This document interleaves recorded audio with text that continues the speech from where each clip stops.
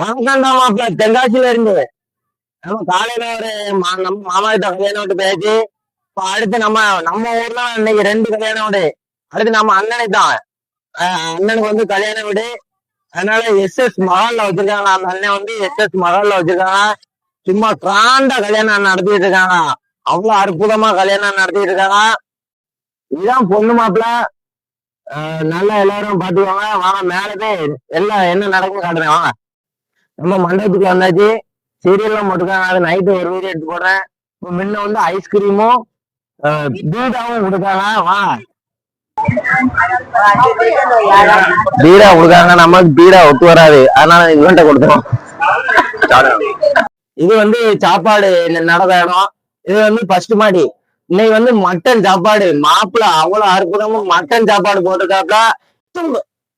நம்ம இப்ப லிப்ட்ல தான் இருக்கோம். லிப்ட்ல 2வது மாடி போறோம். மண்டபம் அவ்வளவு ஒரு அற்புதமா இருக்கு. டெக்கரேஷன்லாம் சூப்பரா பண்ணிருக்காங்க.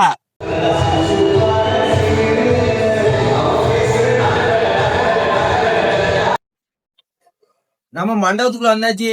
மண்டபம் அவ்வளவு அருமையா இருக்கு. கீழே சாப்பாடு நடக்கு, மேல நல்லா பொண்ணு மாப்பிள்ள சாப்பிட போனுச்சு. டெக்கரேஷன் பாருங்க, படத்துல ஒரு கல்யாணத்துல எப்படி போட்டிருந்தாங்க அது மாதிரி அற்புதமா இருக்கு. பாருங்க சாமி சிலையெல்லாம் பாருங்க,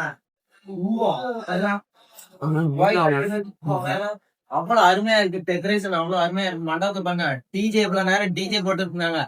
அந்த அண்ணனுக்கும் நன்றி, நம்ம டெக்கரேஷன் போட்டவங்களுக்கு நன்றி. தென்காசி மாப்பிள்ள சார்பாக எல்லாத்துக்கும் வாழ்த்துக்கள் துணியும். அதனால பாருங்க, நம்ம மண்டபத்தை சுத்திக்காம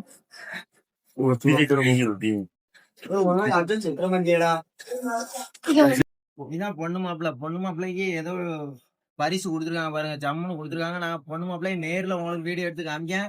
அதனால நம்ம வீடியோ பிடிச்சிருந்தா கண்டிப்பா எல்லாரும் லைக் பண்ணுங்க.